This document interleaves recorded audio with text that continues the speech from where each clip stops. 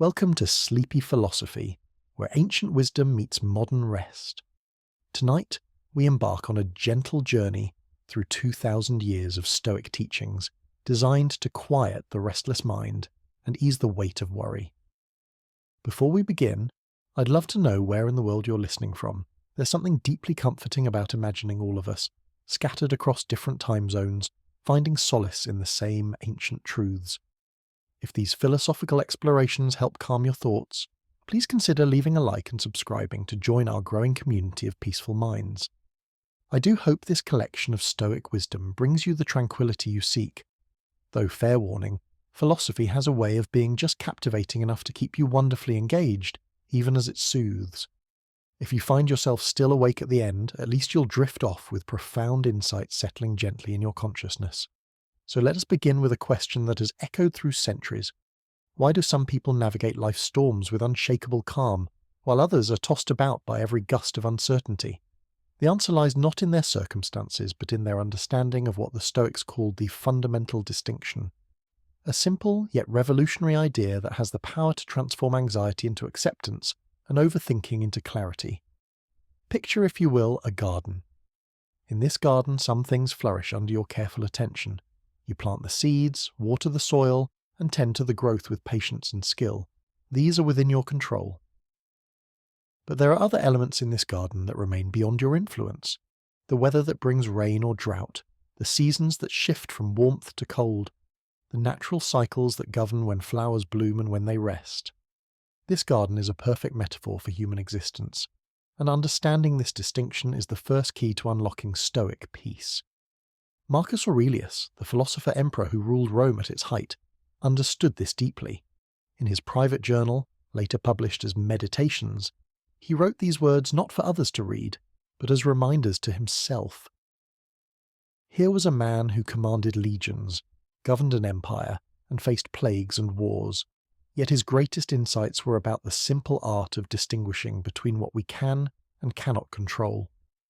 The Stoics identified three categories of things in life. First, there are things entirely within our control. These are surprisingly few but incredibly powerful. Our thoughts, our responses, our choices, our values, and our actions. This is our inner garden, the realm where we are truly sovereign. Second, there are things entirely outside our control. The past, which is fixed and unchangeable. The future, which are planning. Other remains uncertain despite people's thoughts, feelings and decisions, natural disasters, economic fluctuations, and the basic fact. This is the external world, vast and largely indifferent to our wishes. But here's where most people stumble. There's a third category that causes the most suffering. Things that we influence but do not fully control. Our health, our relationships, our reputation, our success. We can make good choices that improve our chances in these areas, but we cannot guarantee outcomes. The anxious mind fixates on this third category, trying to control what can only be influenced and exhausting itself in the process. Epictetus, who lived as a slave before becoming one of history's greatest teachers, understood this distinction better than anyone. His life had taught him that external circumstances, no matter how harsh, could not touch the essential core of who he was. He taught that we suffer not because of what happens to us, but because of our judgments about what happens to us. This insight, simple as it sounds, is the foundation of all Stoic peace. When we truly grasp this distinction, something remarkable happens. The weight of the world begins to lift from our shoulders. We stop trying to control the uncontrollable and focus our energy where it can actually make a difference. Anxiety often stems from this fundamental confusion. We worry about things we cannot change and neglect the things we can. The Stoics offer us a different path. Consider the person lying awake at night, mind racing with worries. Will tomorrow's meeting go well? Will the economy crash? Will people approve of their decisions? What if they get sick? What if their relationship fails? Each worry is like a thread in a tangled web, pulling the mind in different directions. But apply the Stoic distinction, and the begin's web to unravel. The meeting is tomorrow. You can prepare well, but you cannot control every outcome. The economy follows vast forces beyond any individual's influence. You can make wise financial choices, but you cannot single-handedly prevent a recession. People's approval depends on their own values and perspectives, which you do not command. You can act with integrity, but you cannot force others to see it that way. This is not about becoming passive or indifferent. The Stoics were some of the most engaged, accomplished people of their time. Marcus Aurelius didn't abandon his duties as emperor. Seneca remained active in politics and business. Epictetus taught students with passion and dedication. But they learned to pour their energy into what they could actually affect, rather than dissipating it on what lay beyond their reach. There's a beautiful paradox here. When we stop trying to control everything, we become more effective at the things we can actually influence. When we release our grip on outcomes, we often achieve better results. This happens because anxiety and overthinking interfere with our natural abilities. Worry clouds judgment, tension restricts movement, and fear paralyzes decision-making. By focusing on what we control, we free ourselves to act with clarity and purpose. The Stoic distinction also reveals why so much modern anxiety feels different from the challenges our ancestors faced. They worried about immediate concrete threats, wild animals, hostile tribes, famines and diseases that were visible and present. We worry about abstract possibilities that may never materialize. We catastrophize about scenarios that exist only in our imagination. We suffer not from what is, but from what might be. The Stoics teach us to return to what is actually present and real. This doesn't mean we ignore the future entirely. Planning and preparation are within our control. But there's a crucial difference between thoughtful preparation and anxious rumination. Preparation involves taking concrete steps based on available information. Rumination involves endlessly cycling through scenarios without taking action. One is productive, the other is exhausting. One moves us forward, the other keeps us trapped. Seneca, who served as advisor to emperors and amassed great wealth, learned this lesson through both triumph and disaster. He experienced exile, political intrigue, and ultimately execution.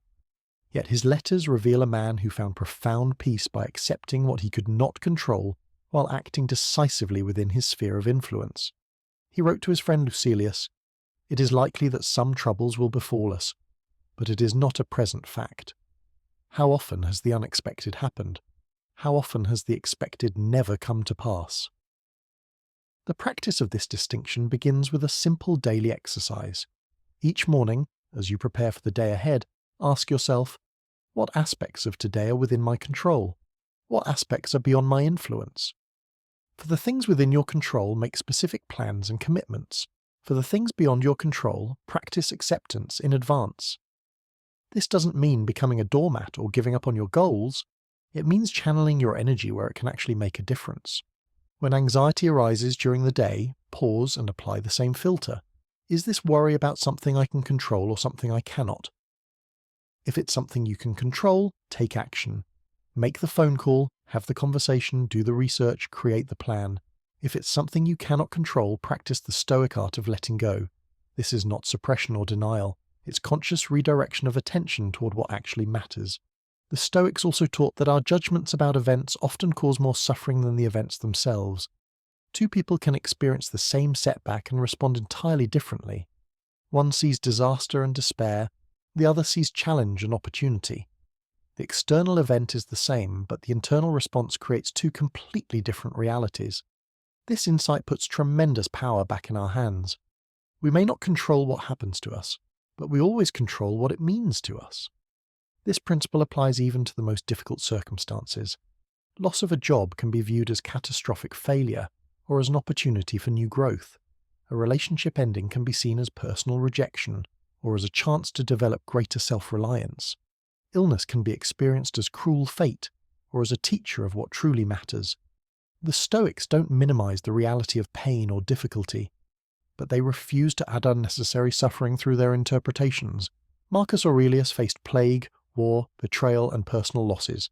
Yet his meditations reveal a man committed to finding meaning and purpose even in hardship. He wrote, "Confine yourself to the present." This wasn't escapism, but practical wisdom. The present moment is where our power actually exists. The past cannot be changed, and the future remains uncertain.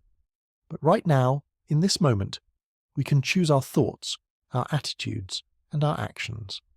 This focus on the present moment helps dissolve the tendency toward overthinking. Overthinking usually involves either rehashing the past or catastrophizing about the future.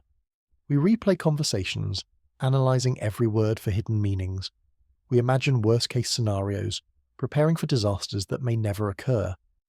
Meanwhile, the actual present moment, where real life is happening, passes by unnoticed. The Stoics invite us to return to what is immediate and real. There's a gentle irony in how the Stoic approach actually makes us more effective in the world. By accepting what we cannot control, we become more skilled at managing what we can. By releasing attachment to specific outcomes, we often achieve better results. By focusing on the present moment, we make wiser decisions about the future. This isn't mystical thinking, but practical psychology. Anxiety interferes with performance, while calm acceptance enhances it. The practice of distinguishing between what we control and what we don't also transforms our relationships with other people. So much interpersonal anxiety comes from trying to control others' thoughts, feelings, and actions. We worry about what they think of us, try to manipulate their responses, and suffer when they don't meet our expectations. The Stoics remind us that other people's inner lives are entirely beyond our control. We can treat them with kindness, honesty, and respect, but we cannot force them to reciprocate. This recognition actually improves relationships by removing the pressure and manipulation that often damage them. Consider how this applies to a common source of anxiety: social approval.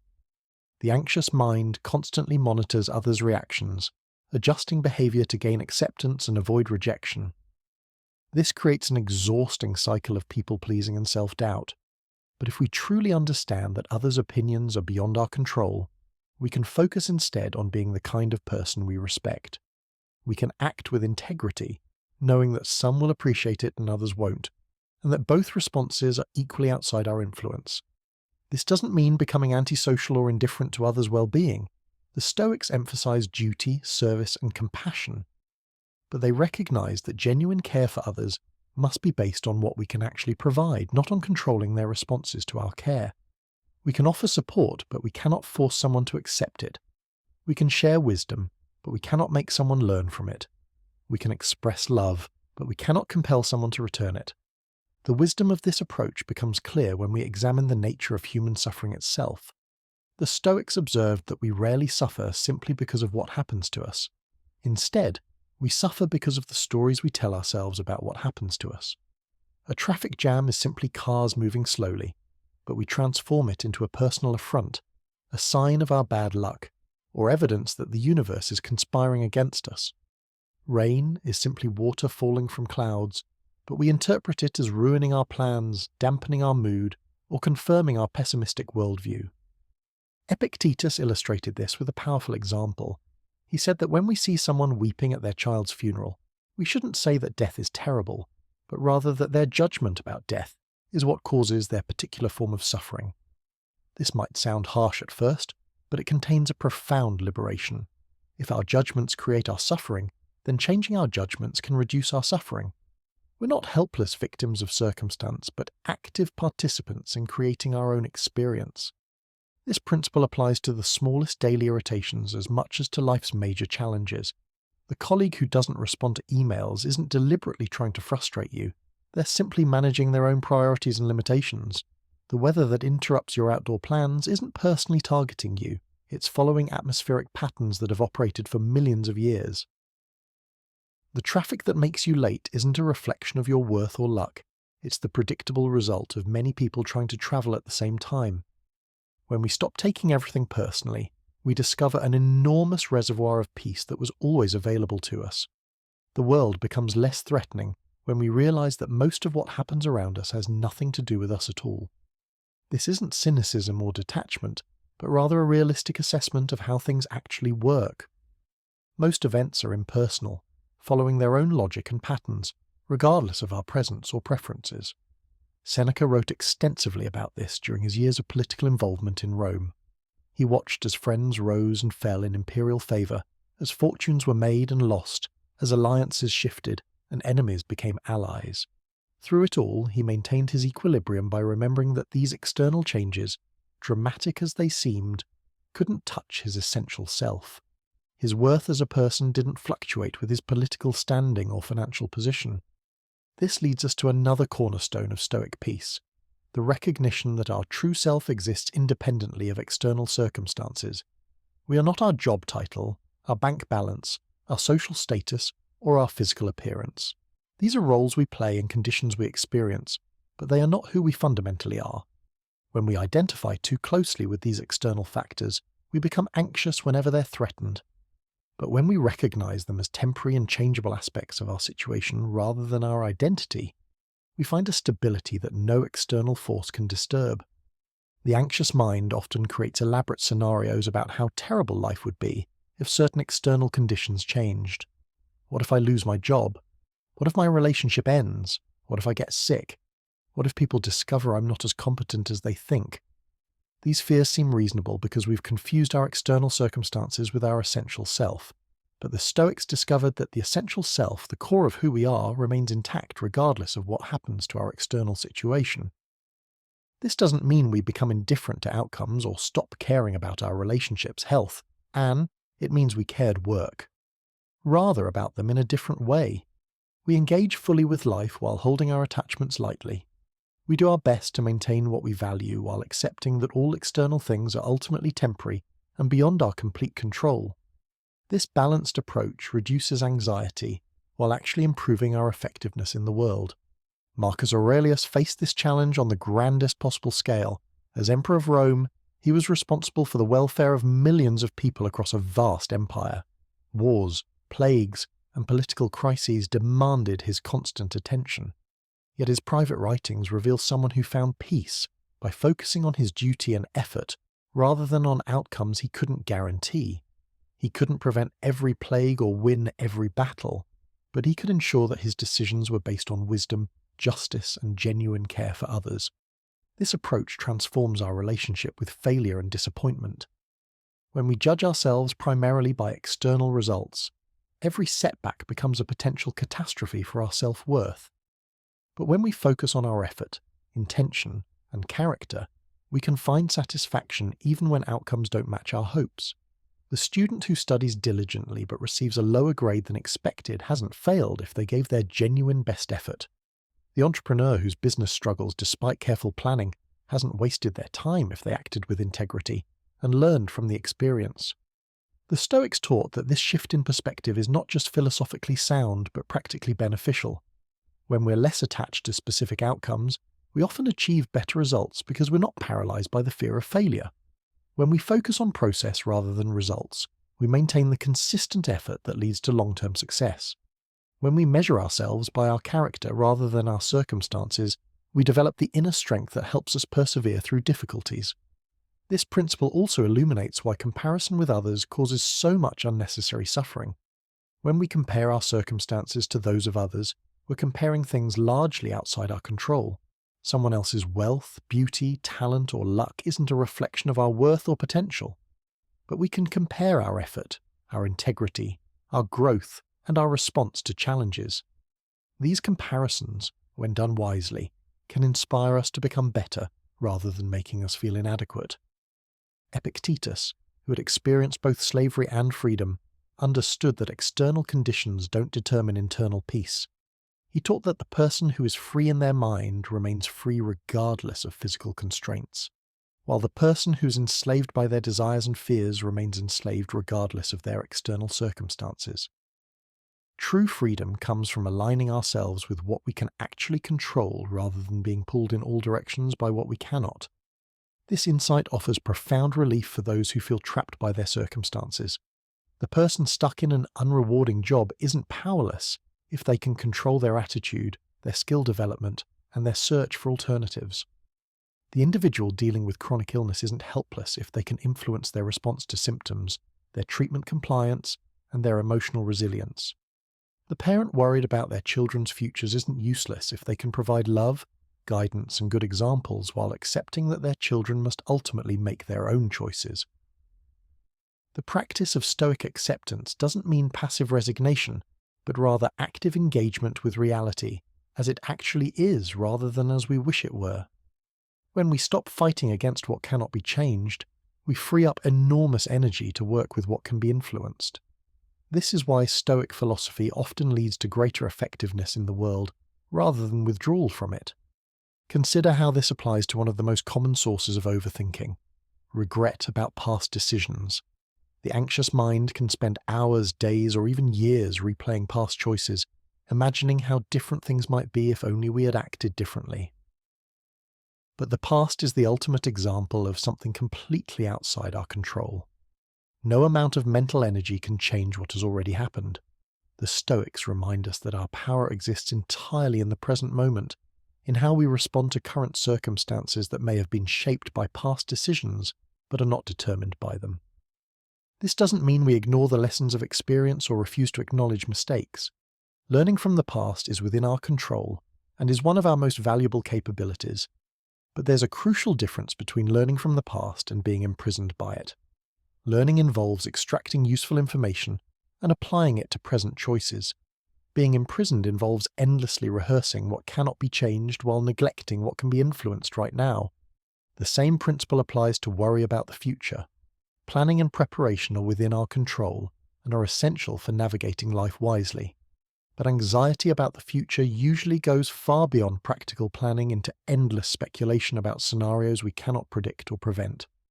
The Stoics encourage us to do what we can to prepare for likely challenges while accepting that the future will unfold according to forces much larger than our individual will. Seneca wrote beautifully about this balance between preparation and acceptance. He suggested that we should hope for the best while preparing for difficulties, not because we're pessimistic, but because we're realistic. When we've prepared as well as we can face the future with calm confidence rather than anxious dread. We've done our part and the rest is outside our control. This approach also transforms our relationship with uncertainty, which is often the root of both anxiety and overthinking. The human mind has evolved to seek predictability and control, which served our ancestors well in environments where quick responses to known threats were essential for survival. But modern life presents us with complex, ambiguous situations that don't have clear solutions or predictable outcomes. Our ancient programming can work against us, creating anxiety about uncertainties that are simply part of the human condition. The Stoics teach us to become comfortable with uncertainty by recognizing it as the natural state of life, rather than as a problem to be solved. We cannot eliminate uncertainty, but we can change our relationship with it. Instead of seeing uncertainty as threatening, we can view it as the space where possibilities exist. Instead of demanding guarantees that life cannot provide, we can develop confidence in our ability to respond wisely to whatever actually unfolds. This shift in perspective reveals something profound about the nature of worry itself. Most of our anxious thoughts are not responses to present reality, but reactions to stories we tell ourselves about what might happen. The mind, in its attempt to protect us, creates elaborate narratives about potential threats, most of which never materialize. We suffer through disasters that exist only in our imagination, experiencing real stress over fictional scenarios. Marcus Aurelius observed this tendency in himself and others, noting how we often torture ourselves with possibilities rather than dealing with actualities. He wrote in his personal reflections that we should ask ourselves whether our distress comes from present circumstances or from our thoughts about those circumstances. More often than not, he discovered, the thoughts were the source of suffering, not the situation itself. Consider the common experience of lying awake at night, mind churning with worries. The body is safe and comfortable in bed, but the mind is somewhere else entirely, battling imaginary problems and rehearsing conversations that may never happen. This is the human condition in its most revealing form. We have the remarkable ability to make ourselves miserable while experiencing no actual threat or hardship. The Stoics saw this clearly and offered a different way of thinking. The practice they developed involves returning again and again to what is actually present. Not what might happen, not what should have happened, but what is happening right now. This isn't denial or avoidance, but a kind of mental discipline that keeps us anchored in reality rather than lost in speculation. When we notice our minds spinning stories about the future or replaying the past, we gently redirect attention to the present moment, where our actual power resides. Epictetus taught his students a simple but powerful exercise. When faced with any challenging situation, they should ask themselves 3 questions. What happened? What story am I telling myself about what happened? And what can I actually do right now? The first question establishes facts. The second reveals interpretation. The third identifies opportunity for action. This process cuts through the mental fog that anxiety creates and provides clarity about where to focus energy. This practice becomes especially valuable when dealing with other people, who are often the source of our greatest worries. We cannot control what others think, say, or do, but we spend enormous amounts of mental energy trying to influence outcomes that are ultimately beyond our reach. The anxious mind creates elaborate strategies for managing other people's responses, monitoring their moods, and adjusting behavior to avoid conflict or gain approval. But the Stoics recognize that this approach is both exhausting and ineffective. Other people have their own inner lives, their own struggles, their own perspectives that we cannot fully understand or control. When we try to manage their responses, we often create the very tension and conflict we're trying to avoid. The alternative is to focus on our own behavior, treating others with respect and kindness, while accepting that their reactions are their own responsibility. This doesn't mean becoming indifferent to relationships or abandoning the desire for connection. Rather, it means engaging authentically instead of strategically. When we stop trying to control how others see us, we often become more likable because we're more genuine. When we stop walking on eggshells to avoid conflict, we often create more honest and satisfying relationships. When we stop taking other people's moods personally, we can respond with compassion instead of defensiveness. Seneca explored this dynamic in his relationships with the volatile emperors he served. He learned to speak truthfully and act with integrity, while accepting that the emperor's response was entirely outside his control. This approach required considerable courage, but it also provided a kind of freedom that people-pleasing never could. He could rest easy knowing he had done his best, regardless of whether it was appreciated or rewarded. The Stoic approach to relationships also addresses one of the most painful forms of anxiety, the fear of loss. We become attached to people, places, and circumstances, then live in dread of losing them. This fear often prevents us from fully enjoying what we have in the present, as we are always bracing for its potential absence. The Stoics developed a practice they called negative visualization, which involves imagining the loss of what we value not to create anxiety but to cultivate appreciation. By occasionally contemplating that this might be our last conversation with a loved one, our last day in a cherished home, or our last moment of good health, we wake up to the preciousness of what we often take for granted. This isn't morbid thinking but realistic preparation. Everything in life is temporary, including our own existence. When we accept this truth instead of denying it, we can love more fully because we're not constantly trying to make permanent what is naturally impermanent. This acceptance also reduces the desperate clinging that often damages relationships and experiences. When we know that nothing lasts forever, we can hold things lightly, enjoying them fully while they're present without demanding that they remain unchanged. A friendship can evolve without us feeling betrayed. A career can end without us feeling destroyed. A season of life can pass without us feeling cheated. Change becomes natural rather than threatening. Marcus Aurelius practiced this regularly, reminding himself that his reign as emperor, his relationships, and his very life were temporary gifts rather than permanent possessions. This perspective didn't make him careless or indifferent, but rather more appreciative and less anxious about maintaining what could not be maintained indefinitely. He could engage fully with his duties while holding them lightly, knowing that someday someone else would inherit his responsibilities. The Stoic understanding of impermanence also provides comfort during difficult times. When we're struggling with illness, relationship problems, financial stress, or any other hardship, we can remember that this too shall pass. Circumstances change, often in ways we cannot predict. The situation that seems overwhelming today may resolve itself naturally, or we may develop the strength to handle it differently. Nothing remains static, including our problems. This doesn't mean we should passively wait for problems to solve themselves, but rather that we can work toward solutions while maintaining perspective about the temporary nature of all difficulties. The student struggling with demanding coursework can remember that this intense period has a definite end. The parent dealing with a rebellious teenager can trust that this phase will eventually evolve into something different. The person recovering from injury can focus on gradual healing while accepting that the process takes time. The practice of accepting impermanence gradually transforms our relationship with change itself. Instead of seeing change as a threat to our security, we can learn to see it as the natural rhythm of life. Sometimes change brings loss, but it also brings new opportunities, fresh perspectives, and unexpected gifts. The person who loses a job may discover a more fulfilling career path. The individual who moves to a new city may find deeper friendships than they've ever known. The couple whose relationship ends may each find greater self-understanding and capacity for love. This doesn't minimize the real pain that change can bring, but it places that pain within a larger context of renewal and possibility. The Stoics weren't emotionless or indifferent to loss. Seneca grieved deeply when his friend Lucilius faced hardships. Marcus Aurelius felt genuine sorrow when trusted advisors died. But they didn't add unnecessary suffering by demanding that life be different from what it naturally is. The wisdom of impermanence also illuminates why attachment to our own image and reputation causes so much anxiety. We worry about what others think of us, how we appear in various situations, whether we're meeting expectations, and how our mistakes might affect our standing. But reputation, like everything else, is temporary and largely outside our control.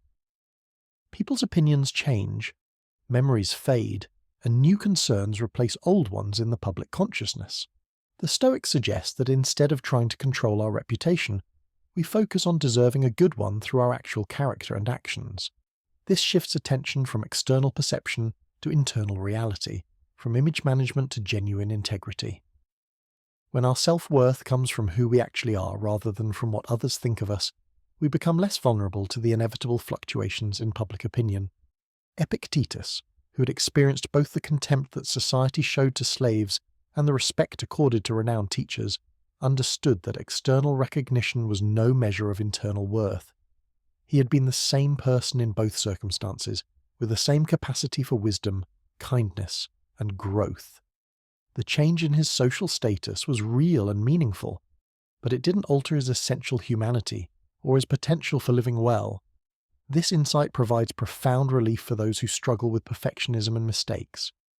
When the fear of making, we recognize that our mistakes don't define us, and that our worth doesn't depend on flawless performance, we can take appropriate risks and learn from failures without being crushed by them. The entrepreneur can start a business without being paralyzed by the possibility of failure.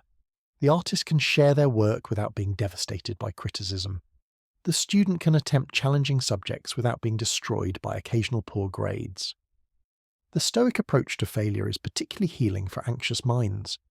Instead of seeing failure as evidence of personal inadequacy, we can view it as information about what doesn't work and as an opportunity to develop resilience. Every person who has accomplished anything significant has also experienced numerous failures along the way. The difference between those who eventually succeed and those who give up often lies not in their initial talent or luck, but in their response to setbacks. When we understand that failure is part of learning rather than the opposite of success, we can approach challenges with curiosity rather than fear. The scientist expects many experiments to fail before discovering what works. The athlete knows that improvement comes through pushing beyond current limits and sometimes falling short. The parent accepts that raising children involves countless mistakes and course corrections. This perspective transforms failure from something to be avoided at all costs into something to be learned from and moved beyond. Marcus Aurelius regularly reminded himself that obstacles could become opportunities for practicing virtue. A difficult person could provide a chance to practice patience. A financial setback could offer an opportunity to discover what really matters. A health challenge could teach lessons about courage and acceptance. This wasn't positive thinking or denial, but a practical recognition that our response to difficulties often matters more than the difficulties themselves. This reframing of obstacles extends to one of the most common sources of modern anxiety, the feeling that we're not accomplishing enough or moving fast enough toward our goals. In a culture that constantly promotes productivity, achievement, and progress, many people feel inadequate when they're not constantly improving or advancing. The Stoics offer a different perspective, focusing on the journey rather than the destination, on effort rather than results, on character development rather than external achievement. Seneca, despite his wealth and political success, wrote extensively about the importance of inner contentment over external accomplishment. He observed that people who tie their happiness to achievements often find themselves on a treadmill, always needing the next success to maintain their sense of worth. But those who find satisfaction in the process of living well, regardless of outcomes, discover a more sustainable source of peace and fulfillment. This doesn't mean abandoning goals or becoming complacent, but rather holding goals lightly while engaging fully with the present moment. We can work toward what we want while finding satisfaction in the work itself. We can plan for the future while appreciating what we have today. We can strive for improvement while accepting where we currently are. This balanced approach reduces anxiety while often leading to better results, because we're not paralyzed by pressure or fear. The Stoic emphasis on process over outcome also addresses the modern tendency toward comparison with others, which social media and competitive culture have intensified. When we see others' apparent successes, relationships, travels, or achievements, we may feel inadequate or behind in life. But the Stoics remind us that we're seeing only external appearances, not the full reality of others' experiences. More importantly, we're comparing our inner experience with others' outer presentation, which is inherently unfair and misleading. Each person's path through life is unique, shaped by different circumstances, challenges, opportunities, and inner resources. Comparing our journey to someone else's is like comparing a mountain hike to an ocean voyage. Both may be valuable and meaningful, but they're fundamentally different experiences that cannot be meaningfully ranked against each other. The Stoics encourage us to focus on making the most of our own path, rather than wishing we were on someone else's. This perspective provides particular comfort for those who feel they've made wrong choices or missed important opportunities. The anxious mind can become fixated on alternate histories, imagining how much better life would be if different decisions had been made. But this mental time travel serves no productive purpose and often prevents us from making good choices in the present. The Stoics teach us to work with the life we actually have rather than mourning the life we imagine we might have had. Epictetus illustrated this with the metaphor of playing cards. We don't choose the cards we're dealt, but we can choose how to play them. Some people receive what appear to be better cards but play them poorly, while others make excellent use of challenging hands. The skill lies not in getting perfect cards, but in making the best possible use of whatever cards we receive. This metaphor applies to every aspect of life, from our family of origin to our natural talents to the historical moment in which we live. The practice of working skillfully with what we have rather than wishing for what we don't have gradually develops a quality the Stoics called wisdom. This isn't just intellectual knowledge, but practical understanding about how to live well under any circumstances. Wisdom involves knowing when to act and when to accept, when to persist and when to let go, when to speak and when to remain silent. It's the art of making good choices based on accurate understanding of what we can and cannot control. This wisdom is not something we achieve once and then possess forever, but rather a quality we develop through daily practice and reflection. Each situation offers an opportunity to apply Stoic principles, to choose our response carefully, and to learn from the results. Over time, this practice builds a kind of emotional resilience that helps us navigate life's inevitable ups and downs with greater equanimity. The development of this wisdom requires patience with ourselves as we learn. The Stoic path is not about perfection, but about progress. We will still feel anxious sometimes, still worry about things we cannot control, still get caught up in overthinking. But we can notice these patterns more quickly and redirect our attention more skillfully. We can treat our mistakes as learning opportunities rather than as evidence of failure.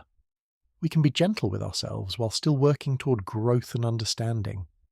Marcus Aurelius demonstrated this self-compassion in his personal writings, acknowledging his own struggles with anger, impatience, and worry, while continuing to work on developing better responses. He didn't expect himself to be a perfect philosopher, but rather a person committed to learning how to live wisely. This example gives us permission to be imperfect while still striving to improve. The gradual development of Stoic wisdom also changes our relationship with time itself, which is often a source of anxiety for modern people. We worry about running out of time, wasting time, or not using time efficiently enough. But the Stoics remind us that we have exactly as much time as we have, and that the quality of our experience matters more than its quantity. A single moment of genuine presence and peace can be more valuable than hours of anxious productivity. This perspective helps us make better choices about how to spend our limited time and energy. Instead of trying to do everything, we can focus on what truly matters. Instead of rushing through activities to get to the next thing, we can engage fully with what we're doing right now. Instead of constantly planning for future happiness, we can find satisfaction in present experience. This shift in approach often leads to both greater peace and greater effectiveness. Seneca understood this relationship with time intimately. As one of Rome's busiest statesmen, he could have easily become consumed by the endless demands on his attention. Yet his letters reveal a man who learned to move through his responsibilities with deliberate presence rather than frantic urgency. He discovered that when we stop racing against time, we often accomplish more with less effort. When we cease measuring our worth by our productivity, we paradoxically become more genuinely productive. This wisdom about time connects to one of the most liberating insights of Stoic philosophy: the recognition that most of our suffering comes not from external events, but from our resistance to those events. Picture a river flowing around a boulder. The water doesn't struggle or complain about the obstacle. It simply flows around it, finding the path of least resistance while maintaining its essential nature. Human beings, however, have developed the peculiar ability to stand in the stream of life and exhaust ourselves fighting against currents we cannot change. The anxious mind is constantly in this state of resistance. It argues with reality, insisting that things should be different than they are. Traffic should move faster. People should be more considerate. The weather should cooperate with our plans. Our bodies should be stronger, our minds sharper, our circumstances more favourable. This mental arguing is like trying to negotiate with gravity or bargain with the sunrise. It's a futile expenditure of energy that leaves us tired and frustrated while changing nothing about the situation. Epictetus taught that acceptance is not passive resignation but active alignment with reality. When we accept what is, we free ourselves to respond skillfully rather than react emotionally. The person caught in traffic can use the time for reflection or listening to music rather than fuming about the delay. The individual dealing with difficult people can practice patience and compassion rather than taking their behaviour personally. The student facing a challenging exam can focus on preparation rather than worrying about the outcome. This practice of acceptance requires us to distinguish between pain and suffering. Pain is inevitable in human life. We will experience physical discomfort, emotional loss, disappointment, and various forms of hardship. But suffering often comes from our resistance to pain, our stories about what pain means, and our demands that life should be painless. The Stoics recognized that while we cannot eliminate pain, we can reduce unnecessary suffering by changing our relationship with difficult experiences. Marcus Aurelius explored this distinction during plagues and wars of his reign. He experienced genuine grief when trusted friends died, real concern when his empire faced threats, and physical discomfort when illness struck his own body. But he refused to add layers of mental anguish by questioning why these things were happening or demanding that they stop. He worked to address what could be addressed while accepting what could not be changed. This acceptance transforms our relationship with emotions themselves. Anxiety, sadness, anger, and fear are natural human responses to various situations. The problem arises when we become anxious about being anxious, sad about being sad, or angry about our anger. We create secondary emotions that multiply our distress without serving any useful purpose. The Stoics teach us to observe our emotions with curiosity rather than judgment, to let them flow through us like weather patterns rather than defining ourselves by them. Consider the person who feels anxious before an important presentation. The primary anxiety might actually be helpful, providing energy and focus for preparation.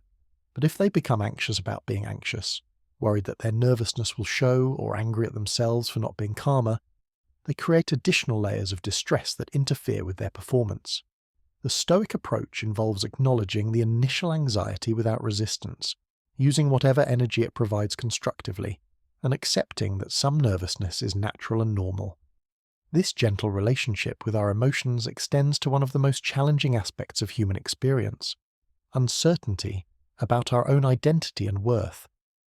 Modern life presents us with countless messages about who we should be, what we should achieve, and how we should appear to others. The anxious mind tries to construct a stable identity from these shifting external requirements, leading to constant self-doubt and worry about whether we're measuring up. The Stoics offer a radically different approach. They suggest that our true identity lies not in our roles, achievements, or social standing, but in our capacity for wisdom, virtue, and authentic response to life's challenges. This core self remains stable regardless of external circumstances. The teacher who loses their job is still capable of learning and sharing knowledge. The wealthy person who faces financial difficulties still possesses the capacity for generosity and wisdom. The young person struggling to find their place in the world still has access to courage and integrity. This understanding provides profound relief from the modern epidemic of identity anxiety. We no longer need to prove our worth through constant achievement or maintain our value through others' approval. Our worth is inherent, based on our shared humanity and our potential for growth and compassion. This doesn't mean we stop working toward goals or caring about our impact on the world, but rather that we do so from a place of confidence rather than insecurity. Seneca demonstrated this principle during his periods of political exile. Stripped of his position, wealth, and influence, he could have despaired about losing his identity and purpose. Instead, he used the time to deepen his philosophical understanding and maintain correspondence with friends. He discovered that his essential self, his capacity for wisdom and friendship, remained intact regardless of his external circumstances. This stability of character becomes a refuge during times of upheaval and change. When external supports fall away, when familiar routines are disrupted, when relationships end or transform, we can return to the qualities that define us at our best. Courage doesn't depend on having a prestigious job. Kindness doesn't require wealth or status. Wisdom doesn't vanish when we make mistakes or face criticism. The cultivation of these inequalities also provides a different kind of security than external achievements can offer. Financial wealth can be lost, physical beauty fades, social status changes, but character strengthens with use. The person who develops patience becomes more patient through practicing patience. The individual who cultivates compassion finds their capacity for empathy expanding. The mind that pursues wisdom becomes more discerning and peaceful. This focus on character development addresses one of the root causes of overthinking, the fear that we're not good enough as we are.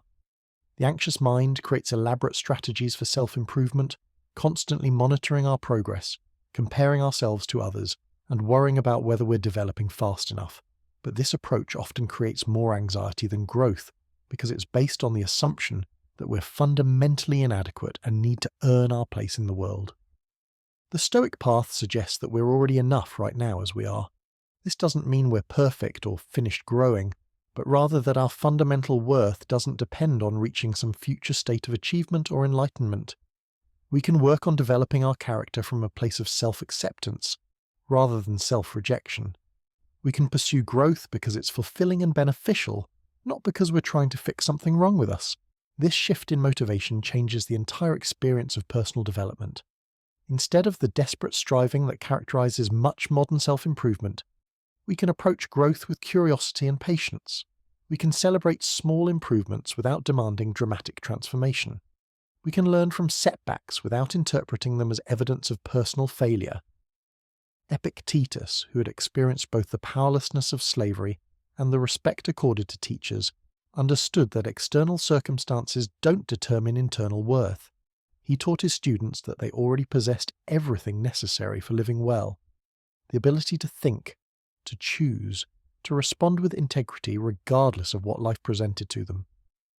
This wasn't motivational speaking, but practical philosophy based on careful observation of human nature and potential. The recognition of our inherent adequacy also transforms our relationships with others. When we stop trying to prove our worth through others' approval, we can engage more authentically. When we're not constantly monitoring whether we're being liked or respected, we can focus on being genuinely helpful and kind. When we release the need to be right all the time, we can listen more openly and learn more readily. This authentic engagement often leads to deeper and more satisfying relationships than the strategic approach that anxiety typically promotes. People respond positively to genuineness, even when it's imperfect. They're drawn to those who seem comfortable with themselves, who don't require constant reassurance or validation. The paradox is that when we stop trying so hard to be liked, we often become more likable. Marcus Aurelius observed this dynamic in his role as emperor. When he stopped worrying about whether his decisions would make him popular and focused instead on what he believed was just and beneficial, he found that people respected his leadership more. When he acknowledged his limitations and mistakes honestly, rather than trying to appear infallible, others trusted him more completely. This principle extends to one of the most anxiety-provoking aspects of modern life, the feeling that we need to have everything figured out. The pressure to have a clear life plan, to know exactly what we want, to make perfect decisions that we won't regret later can be overwhelming. But the Stoics remind us that uncertainty and gradual discovery. We don't need to have all the natural parts of human experience the answers before we begin living. Life unfolds through experience, not through planning. We discover what truly matters to us by engaging with different possibilities, not by thinking about them endlessly. We develop wisdom through making mistakes and learning from them, not by trying to avoid all errors. The person who waits until they're completely certain about a decision may wait forever, while the one who acts thoughtfully with incomplete information often finds their way to satisfying outcomes. This doesn't mean making impulsive or careless choices, but rather accepting that most important decisions must be made without complete information. We choose a career path based on our current understanding, knowing that our interests and circumstances may change. We enter relationships without guarantees about how they'll develop. We have children without knowing exactly what kind of parents we'll be or what challenges we'll face. Seneca made many significant decisions throughout his life, choosing to enter politics, accepting roles in imperial government, deciding when to retire from public service. He couldn't have known in advance how these choices would turn out, but he made them based on his best understanding at the time and accepted responsibility for the consequences. This approach allowed him to engage fully with life, rather than being paralyzed by the impossibility of perfect foresight. The acceptance of uncertainty also applies to our understanding of ourselves. We don't need to have a complete and fixed sense of identity before we can live authentically. Self-discovery is an ongoing process that continues throughout life. We learn about our capabilities by testing them, discover our values by living them out, understand our limitations by encountering them. The person who insists on complete self-knowledge before taking action will remain forever in preparation mode. This dynamic view of identity is particularly liberating for those who feel trapped by past decisions or current circumstances. The student who chose the wrong major isn't doomed to a miserable career. The person who married young isn't locked into an outdated version of themselves. The individual who made financial mistakes isn't permanently defined by those errors. We're constantly becoming, always capable of growth and change, never completely finished or fixed in our development. The Stoics understood that this capacity for change is one of humanity's greatest gifts. Unlike other creatures who are largely governed by instinct, humans can reflect on their patterns, make conscious choices about their responses, and gradually reshape their character. The angry person can learn patience, the fearful person can develop courage, the selfish person can cultivate generosity. This transformation isn't always easy or quick, but it's always possible. This possibility of change provides hope during difficult periods when we feel stuck or overwhelmed by our problems.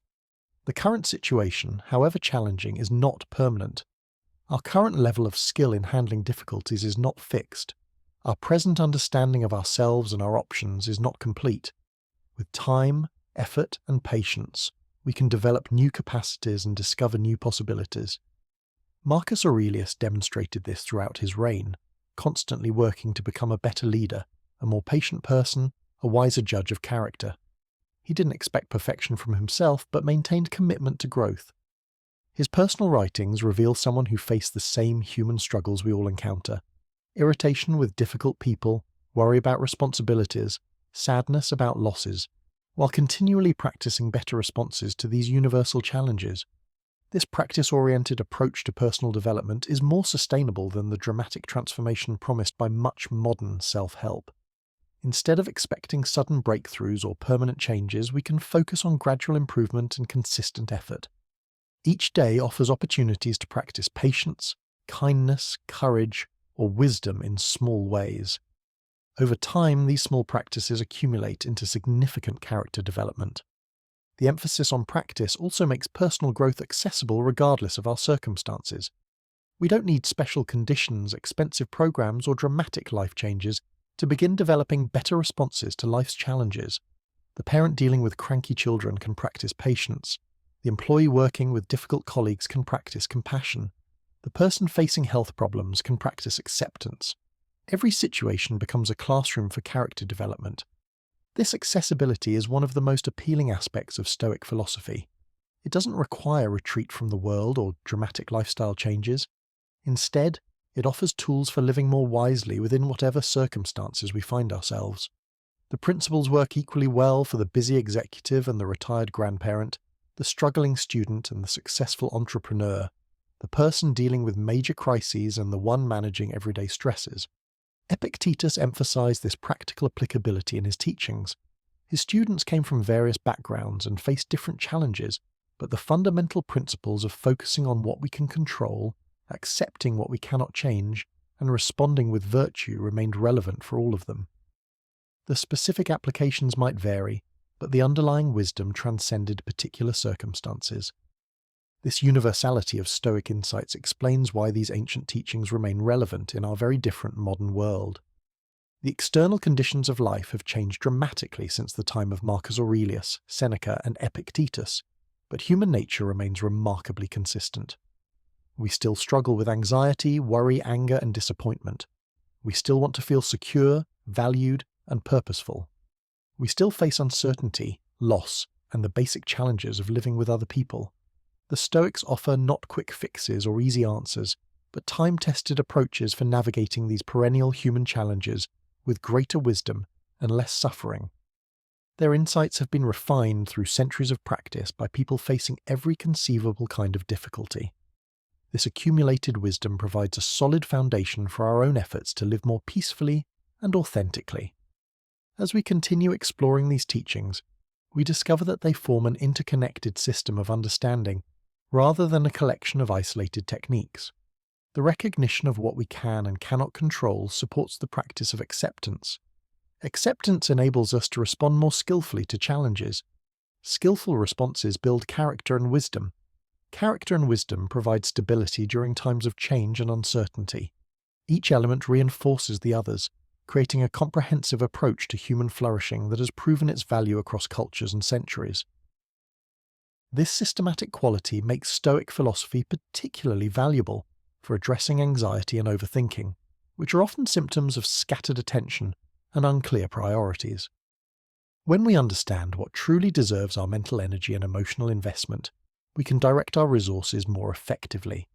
When we develop confidence in our ability to handle whatever life presents, we worry less about potential problems.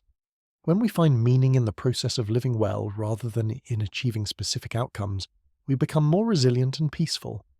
The journey toward this kind of wisdom is gradual and requires patience with ourselves as we learn. There will be times when we forget these principles, when anxiety overwhelms our rational understanding, when we find ourselves caught up in worry about things we cannot control. This is normal and expected. The path of wisdom is not about perfection, but about returning again and again to practices that serve us well. Each time we notice ourselves slipping back into old patterns of worry and overthinking, we have a choice. We can judge ourselves harshly for not being further along in our development, or we can see these moments as opportunities to practice the very principles we're learning. The Stoics would choose the latter, treating each instance of anxiety not as failure, but as a chance to exercise our philosophical muscles. Consider the athlete who stumbles during training. They don't abandon their practice or conclude they're hopeless at their sport. Instead, they note what caused the stumble, adjust their approach, and continue working toward improvement. The same attitude serves us well in developing emotional resilience. Each time anxiety arises, we can observe what triggered it, apply our Stoic tools, and gradually strengthen our capacity for peace. This process of gradual strengthening reveals another profound insight about the nature of worry itself. Most anxiety is not actually about the present moment, but about stories we tell ourselves about what the present moment means for the future. We see a minor setback and immediately extrapolate it into a pattern of failure. We notice someone's cool response and transform it into evidence of rejection. We experience one bad day and project it forward into weeks or months of difficulty. The anxious mind is remarkably creative in its ability to construct elaborate narratives from minimal evidence. A delayed response to a text message becomes a sign of relationship problems. A challenging work assignment transforms into proof that we're incompetent. A minor health symptom evolves into fears of serious illness. These mental stories often cause more distress than the actual situations that triggered them. Seneca observed this tendency in himself and others. noting how the imagination could create suffering that rivaled any external hardship. He wrote to his friend Lucilius about the human capacity to torture ourselves with possibilities that exist only in our minds. The person awaiting news of a loved one's safety might experience hours of agony over scenarios that never unfold. The individual anticipating a difficult conversation might suffer through dozens of imaginary versions before the actual discussion takes place. This recognition leads to one of the most practical Stoic exercises for managing anxiety, and we notice our minds overthinking. When spinning stories about what might happen, or what something means, we can pause and ask ourselves a simple question. What evidence do I actually have for this interpretation? Often, we discover that our elaborate worries are built on remarkably thin foundations. The colleague who didn't respond to our email might be busy, travelling, or dealing with their own challenges rather than deliberately ignoring us. The friend who seemed distant might be preoccupied with personal issues rather than upset with us. The minor mistake we made at work might be forgotten by others even as we continue to replay it in our minds. When we separate facts from interpretations, we often find that reality is far less threatening than our stories about reality. This practice of distinguishing between facts and interpretations becomes particularly valuable when dealing with criticism or perceived rejection. The human mind has evolved to be sensitive to signs of social disapproval because our ancestors' survival often depended on maintaining group membership. But this ancient programming can work against us in modern contexts, where not everyone's opinion carries equal weight or relevance to our well-being. When someone criticizes our work, relationships, or choices, we can ask ourselves several questions before responding emotionally. Is this person in a position to have accurate information about the situation? Do their values and priorities align with ours? Are they speaking from a place of genuine care or from their own frustration and limitations? Is there useful information in their feedback, even if it's delivered poorly? These questions help us extract whatever value the criticism might contain, while protecting ourselves from unnecessary emotional damage. Marcus Aurelius faced constant criticism and second-guessing during his reign as emperor. Military commanders questioned his strategies, senators challenged his policies, and citizens complained about various aspects of his leadership. Rather than trying to please everyone or becoming defensive about every critique, he developed the ability to listen for useful information while maintaining his own sense of direction and purpose. This skill becomes essential for anyone seeking to live authentically, rather than constantly adjusting their behavior to gain approval. The writer must be willing to face negative reviews. The entrepreneur must accept that some will question their vision. The parent must acknowledge that their choices will be criticized by others with different philosophies. The alternative, trying to satisfy everyone, leads to a scattered, inauthentic existence that satisfies no one, including ourselves.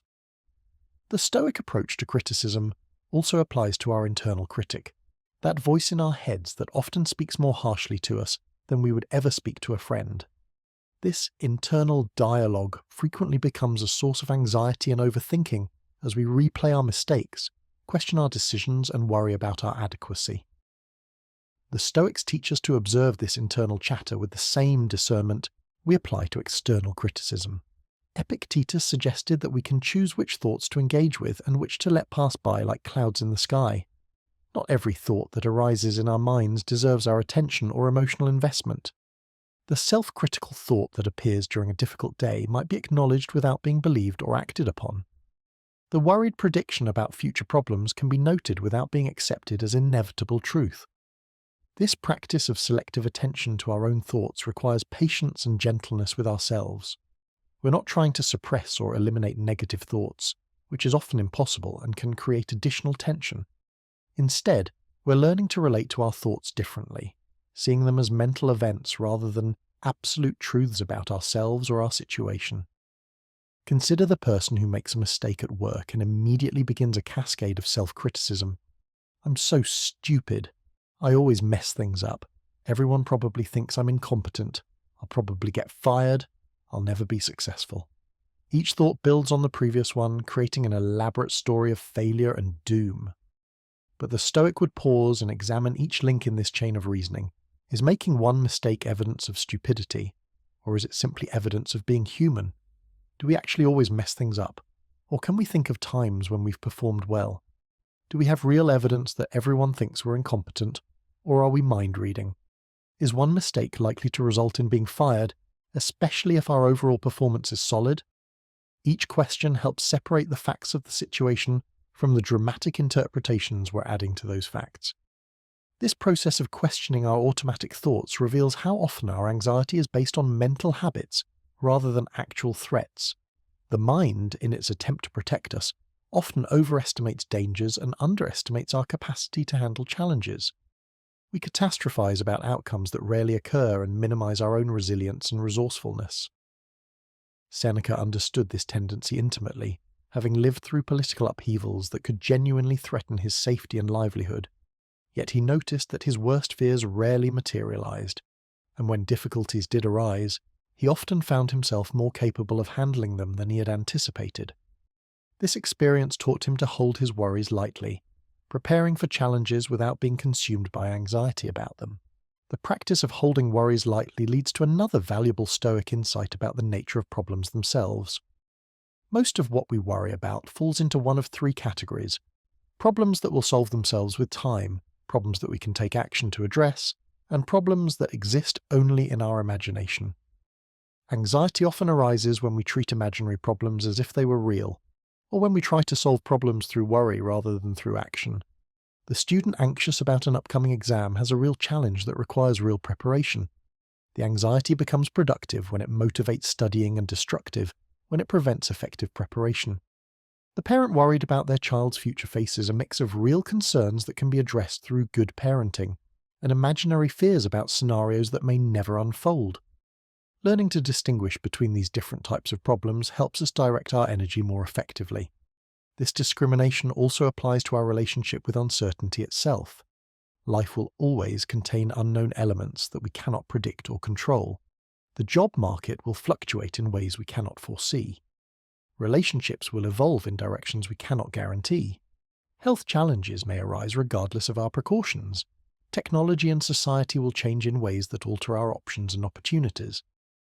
The anxious mind often treats this uncertainty as a problem to be solved, rather than as a basic condition of human existence to be accepted. We try to research every possibility, plan for every contingency, and eliminate every risk. But this approach often increases our anxiety rather than reducing it, because we discover that complete certainty is impossible to achieve. Marcus Aurelius faced this reality on a vast scale as leader of an empire that stretched across continents and included millions of people with different languages, customs, and interests. He could not predict or control all the variables that might affect his realm. Barbarian tribes might invade, natural disasters might strike, political allies might become enemies, economic conditions might shift. Rather than being paralyzed by these uncertainties, he focused on maintaining his own character and making decisions based on his best understanding at the time. This approach to uncertainty transforms it from a source of anxiety into a space of possibility. When we cannot predict exactly what will happen, we remain open to outcomes that might be better than anything we could have planned. The job loss that seems catastrophic might lead to a more fulfilling career. The relationship that ends painfully might clear space for deeper love. The health challenge that frightens us might teach us what truly matters in life. This doesn't mean we should be naive about risks or avoid reasonable precautions. The Stoics were practical people who believed in preparation and planning, but they distinguished between prudent preparation and anxious rumination. Preparation involves taking concrete steps based on available information. Rumination involves endless mental rehearsal of scenarios without taking action. The difference becomes clear when we examine how we spend our mental energy. Are we using our concern to motivate helpful actions, or are we simply cycling through the same worries repeatedly? Are we gathering information that helps us make better decisions, or are we seeking certainty that doesn't exist? Are we preparing for likely challenges, or are we imagining elaborate disasters that exist only in our minds?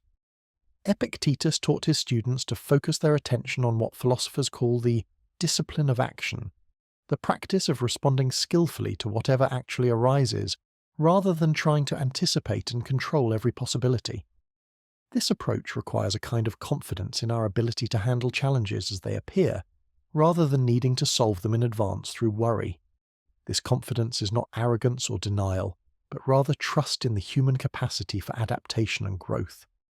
Throughout history, people have faced wars, plagues, natural disasters, economic collapses, and personal tragedies.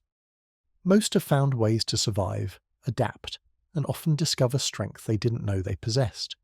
This doesn't minimize the reality of suffering, but it does suggest that humans are generally more resilient than we give ourselves credit for. The recognition of our own resilience becomes particularly important when dealing with the fear of making wrong decisions. The anxious mind often becomes paralyzed by the possibility of choosing poorly, spending so much energy trying to make perfect decisions that it delays or avoids choosing altogether. But the Stoics remind us that most decisions are not permanently binding, and that we can usually adjust our course as we learn more. Life is not like a multiple-choice test where there's one correct answer and all others are wrong. Most situations offer several reasonable options, each with different advantages and challenges. The college student agonizing over their major might thrive in several different fields. The job seeker weighing multiple offers might find satisfaction in various roles. The couple deciding where to live might discover happiness in different locations. When we recognize that there are often multiple good choices rather than one perfect choice, we can make decisions with greater confidence and less anxiety. We can commit to a path while remaining open to course corrections based on what we learn along the way. We can act on our best understanding while accepting that our perspective will continue to evolve. Seneca demonstrated this approach throughout his career, taking on roles and responsibilities that carried significant risks and uncertainties. He couldn't know in advance whether his political involvement would lead to influence and prosperity or to exile and execution. As it turned out, he experienced both triumph and downfall, but his willingness to engage fully with the opportunities of his time allowed him to contribute meaningfully to his society and to develop the philosophical insights that still benefit us today. This willingness to engage with uncertainty while maintaining inner stability is perhaps one of the most practical skills the Stoics offer for our modern world. We live in a time of rapid change where careers, technologies, and social structures evolve while adapting to new circumstances have quickly. The ability to remain centered becomes essential for both success and peace of mind. The person who can maintain their core values while adjusting their strategies has a significant advantage over those who either resist all change or lose themselves in every new trend. The individual who can plan thoughtfully while accepting that plans will need modification can navigate uncertainty more skillfully than those who demand guarantees before taking action. This balance between planning and acceptance extends to our understanding of personal growth itself. The anxious mind often wants to know exactly how long change will take, what specific steps will lead to improvement, and what guarantees exist that effort will be rewarded. But personal development, like life itself, unfolds through a combination of intention and mystery that cannot be completely predicted or controlled. We can commit to practices that support growth, such as regular reflection, learning from mistakes, seeking wisdom from others, and maintaining habits that serve our well-being. But we cannot force ourselves to change at a particular pace or guarantee that our efforts will produce specific results. The student of philosophy may find that insights arise suddenly after months of apparent plateau, or that understanding develops gradually in ways that are only visible in retrospect. Marcus Aurelius wrote his philosophical reflections over many years, not as a completed system, but as ongoing explorations of how to live wisely. His thoughts evolved, his understanding deepened, and his applications of Stoic principles became more nuanced through experience. This example gives us permission to be learners rather than experts in our own development, to make progress without demanding perfection from ourselves. The journey of philosophical growth also reveals another source of unnecessary anxiety, the belief that we should be further along than we are. The person beginning to study Stoic principles might compare themselves to Marcus Aurelius or Epictetus, and feel discouraged by the gap between their current understanding and the wisdom of these ancient masters. But this comparison ignores the years of practice, study, and experience that went into developing such insights. Every master was once a beginner. Every wise person was once confused. Every individual who achieved emotional resilience once struggled with anxiety and overthinking.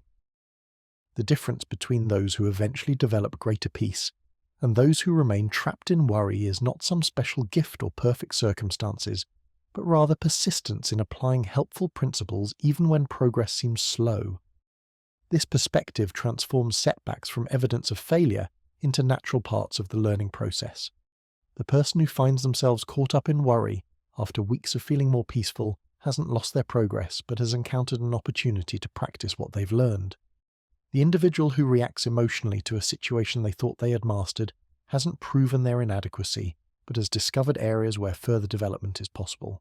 Epictetus, who taught that philosophy should be practical rather than merely theoretical, emphasized that we learn virtue by practicing it, not by thinking about it. We develop patience through patient responses to frustrating situations. We cultivate courage by acting courageously when we feel afraid. We build wisdom through making decisions and learning from their consequences. This practice-based approach makes progress possible regardless of our starting point or natural tendencies. The emphasis on practice also addresses one of the most common misconceptions about Stoic philosophy, that it requires suppressing emotions or becoming indifferent to life's pleasures and pains. The Stoics were not emotionless robots, but rather people who learned to experience emotions without being controlled by them. They felt joy, sadness, love, and even appropriate anger, but they didn't let these emotions dictate their choices or destroy their peace. This nuanced relationship with emotions becomes particularly relevant when addressing anxiety and overthinking. These experiences are not character flaws to be eliminated, but rather signals that deserve our attention. Anxiety often indicates that we're trying to control something beyond our influence, or that we're not adequately prepared for a genuine challenge. Overthinking might suggest that we're avoiding a decision that needs to be made or that we're not trusting our own judgment. When we learn to listen to anxiety and worry as information rather than commands, we can respond more skillfully. The anxiety about an upcoming presentation might motivate better preparation while also revealing perfectionist expectations that create unnecessary pressure. The worry about a relationship conflict might highlight important values, while also showing us where we're taking responsibility for others' emotions. Seneca demonstrated this balanced approach in his letters to Lucilius, acknowledging his own struggles with various emotions while working to respond to them constructively. He didn't pretend to be above human feelings, but rather shared how philosophical principles helped him navigate emotional challenges with greater wisdom and less suffering. This honest acknowledgement of our humanity creates space for self-compassion in our philosophical practice. We can work toward greater peace and wisdom while accepting that we're imperfect beings in an imperfect world. We can strive for improvement while finding contentment in our current level of understanding. We can hold high ideals while being gentle with ourselves as we learn to embody them. The cultivation of this self-compassion addresses one of the hidden sources of anxiety in our achievement-oriented culture, the fear that we're not developing fast enough or thoroughly enough. The modern world often treats personal growth like a competition, with pressure to optimize every aspect of our lives and achieve measurable progress in specific timeframes. But wisdom develops at its own pace, often in ways that are not immediately visible or quantifiable. The person who reads philosophy books might find that understanding comes suddenly months later, during an unrelated conversation. The individual practicing meditation might notice increased calm, not during formal sitting practice, but while dealing with everyday stresses. The student of Stoicism might discover that principles they thought they understood reveal new layers of meaning when applied to unexpected challenges. This organic nature of growth requires patience with the process and trust in the gradual accumulation of insight and skill. We can, while allowing their effects, maintain consistent practices to unfold naturally. We can remain committed to learning while accepting that understanding develops unevenly, with periods of rapid insight alternating with times of apparent stagnation. Marcus Aurelius embodied this patient approach to development, continuing to write philosophical reflections throughout his life, rather than treating his understanding as complete at any particular point. His meditations reveal someone always learning, always refining his understanding, always working to apply principles more skillfully. This example shows us that philosophical practice is not about reaching a final destination, but about maintaining a direction of growth throughout our lives. As we continue to explore these ancient teachings, we begin to see how they form a comprehensive approach to living that addresses not just anxiety and overthinking, but the full range of human challenges. The recognition of what we can and cannot control provides a foundation for wise action. The practice of accepting what is while working toward what could be creates space for both peace and progress. The focus on character development offers a source of stability that external circumstances cannot disturb. These principles work together to create what the Stoics called a fortress of the mind, not a rigid defense against life's difficulties, but a flexible strength that allows us to engage fully with whatever arises. This fortress is built not through avoiding challenges, but through meeting them with wisdom, courage, and acceptance. Each situation becomes an opportunity to practice these virtues and to discover our own capacity for resilience and growth. The beauty of this approach is that it transforms every experience, pleasant or difficult, into raw material for philosophical development. The traffic jam becomes a chance to practice patience. The difficult conversation becomes an opportunity to exercise courage and honesty. The disappointment becomes a lesson in accepting outcomes we cannot control while maintaining our commitment to acting well. This reframing of life's challenges as opportunities for growth gradually changes our relationship with difficulty itself. Instead of seeing problems as interruptions to our happiness, we begin to recognize them as essential elements of a meaningful life. Instead of trying to avoid all discomfort, we develop confidence in our ability to handle whatever arises. Instead of demanding that life be easy, we find satisfaction in meeting its demands with grace and wisdom. This transformation in perspective reveals one of the most profound insights the Stoics discovered about human nature itself. We possess a remarkable capacity to find meaning and purpose, even in the most challenging circumstances. The prisoner who maintains dignity, the patient who faces illness with courage, the person who loses everything, yet continues to treat others with kindness. These examples show us that our deepest source of satisfaction comes not from what happens to us, but from how we choose to respond to what happens to us. Seneca explored this principle during his years of political exile, when he was stripped of his position and sent away from Rome. Rather than spending his time in bitterness or despair, he used this period to deepen his philosophical understanding and maintain his correspondence with friends. He discovered that meaning could be found anywhere, that purpose was not dependent on external circumstances, but on our commitment to living according to our highest values regardless of the situation. This understanding offers profound relief for those who feel trapped by their current circumstances. The person in an unrewarding job is not powerless if they can bring integrity and excellence to their daily tasks while working toward change. The individual caring for elderly parents is not without purpose if they can offer that care with patience and love. The student struggling with difficult subjects is not wasting their time if they approach their studies with curiosity and persistence. The Stoics recognize that every moment offers us a choice about what kind of person we want to be. This choice exists regardless of our external situation, our past mistakes, or our future uncertainties. In this very moment, we can choose to respond with wisdom rather than reactivity, with kindness rather than irritation, with courage rather than fear. These choices may seem small, but they accumulate over time to create the character that defines who we truly are. This moment-by-moment choice also addresses one of the most persistent sources of anxiety, the feeling that we've wasted time or made irreversible mistakes. The anxious mind can become fixated on regrets about the past or fears about running out of time in the future. But the Stoics remind us that our power exists entirely in the present moment. We cannot change what has already happened, but we can choose our response to it right now. We cannot control what will unfold tomorrow, but we can act wisely today. Marcus Aurelius, despite his enormous responsibilities as emperor, regularly returned his attention to this simple truth. In his personal writings, he reminded himself again and again to focus on the present moment, not because the future doesn't matter, but because the present is where actual life takes place. The past exists only in memory, the future only in imagination. But this moment is real and alive with possibility. This focus on present moment awareness becomes particularly valuable when dealing with the tendency to catastrophize about future problems. The anxious mind has a remarkable ability to project current difficulties forward in time, imagining that temporary setbacks will become permanent conditions. The person facing financial stress assumes they'll never recover stability. The individual dealing with relationship conflicts imagines that love is impossible. The student struggling with coursework concludes they're not capable of success. But these projections are stories we tell ourselves, not predictions based on reliable evidence. Circumstances change, often in ways we cannot anticipate. Skills develop through practice and experience. People grow and learn from their mistakes.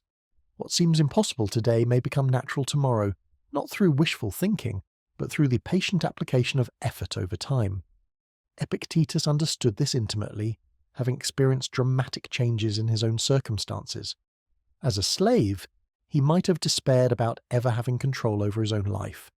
Yet he eventually gained his freedom and became one of history's most influential teachers.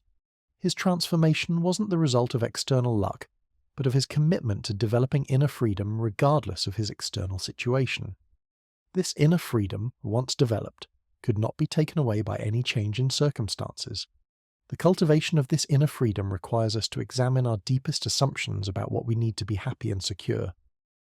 The anxious mind often creates elaborate lists of conditions that must be met before peace is possible. We need a certain income level, a perfect relationship, good health, social approval, career success, and countless other achievements before we can finally relax and enjoy life. But this approach ensures that peace remains always just out of reach, dependent on variables we cannot fully control. The Stoics suggest a radically different approach. Instead of making happiness conditional on external achievements, they found contentment in the process of living well, regardless of outcomes. This doesn't mean abandoning goals or becoming passive, but rather finding satisfaction in the effort itself rather than in its results. The artist can enjoy the process of creating, even if their work isn't widely appreciated. The parent can find fulfillment in loving their children, even when those children make difficult choices. The student can take pleasure in learning even when grades don't reflect their effort. This shift from outcome-based to process-based satisfaction addresses one of the core mechanisms of anxiety. When our peace depends on achieving specific results, we become vulnerable to circumstances beyond our control. Every setback threatens our well-being, every uncertainty creates stress, every delay or obstacle becomes a source of suffering. But when we find meaning in the process itself, we become more resilient and less dependent on external validation. Seneca demonstrated this principle in his approach to wealth and social status. Despite achieving considerable success in both areas, he recognized that these external goods were temporary and uncertain. Rather than deriving his sense of worth from his possessions or position, he found satisfaction in using them wisely while he had them, and in being prepared to lose them without losing himself.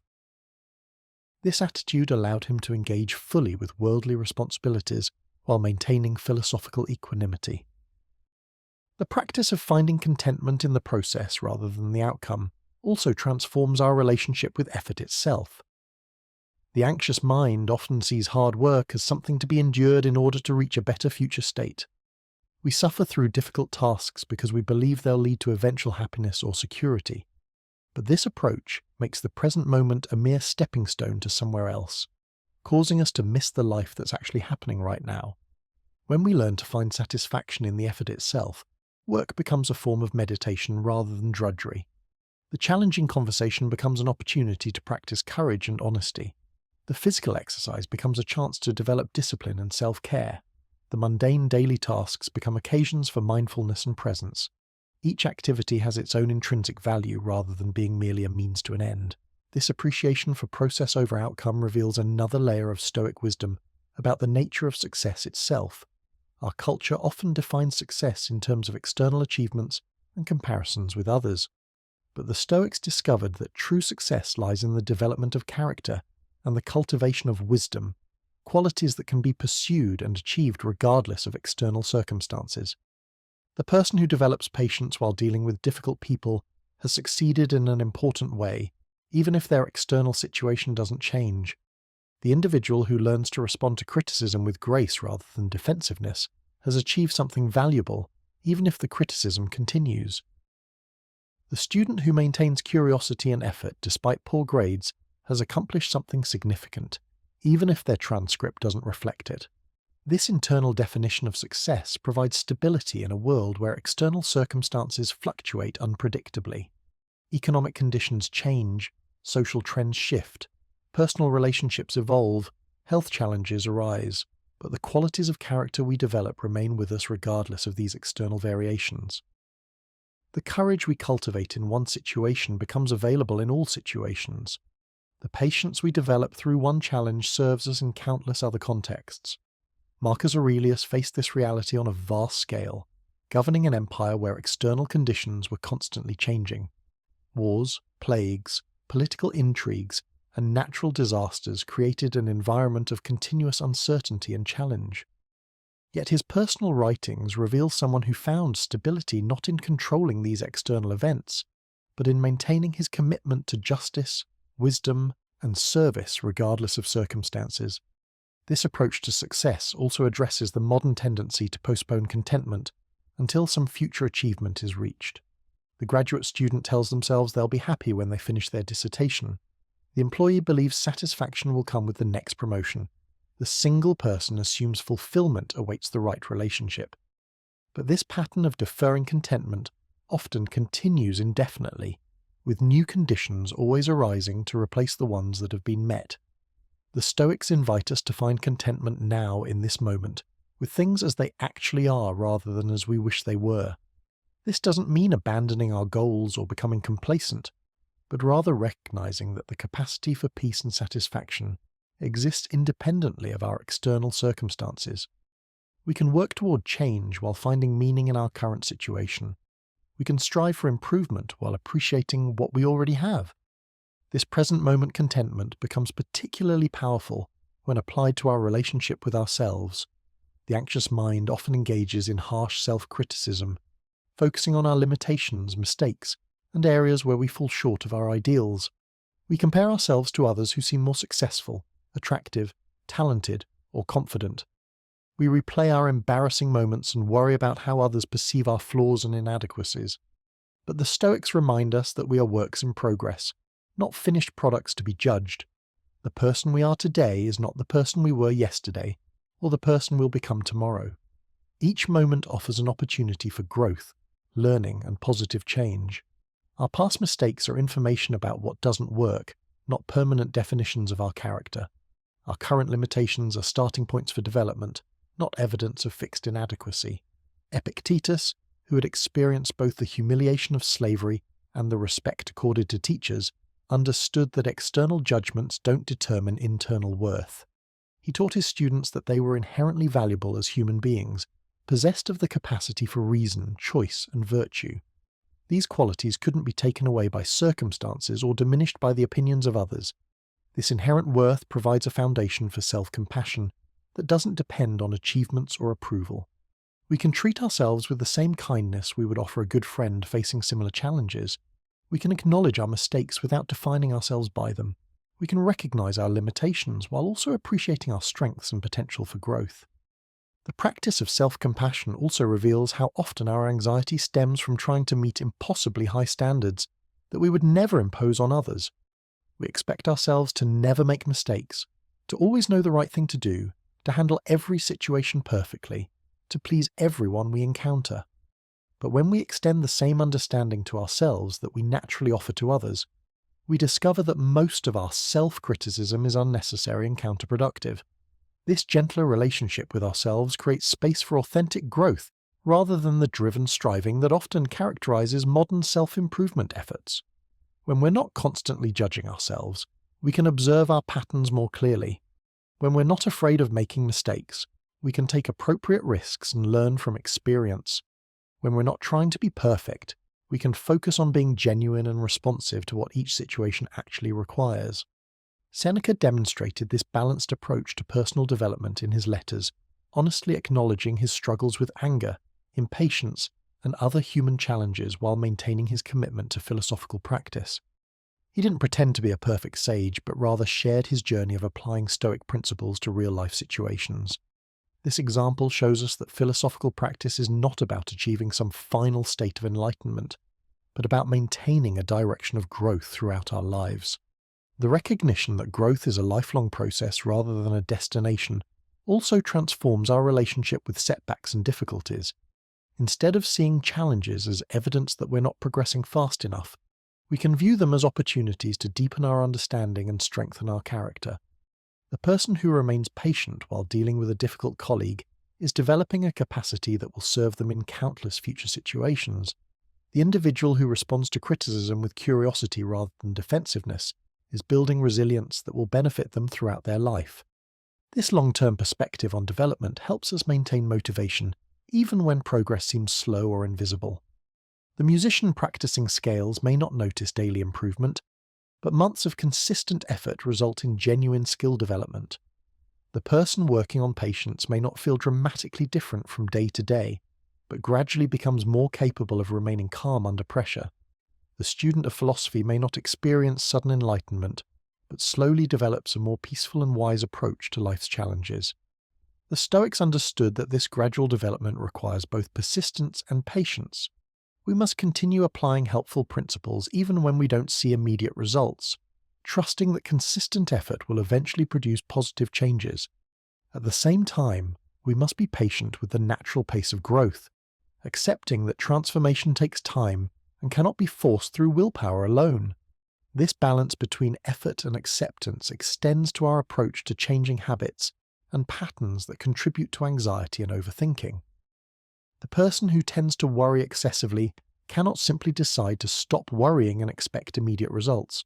Instead, they must patiently practice redirecting their attention each time they notice their mind spinning in unproductive circles. Over time, this redirection becomes more natural and automatic, but the change happens gradually through repetition, rather than through a single moment of decision. Marcus Aurelius demonstrated this patient approach to habit change in his personal practice. His meditations reveal someone working consistently to develop better responses to anger, impatience, and other challenging emotions.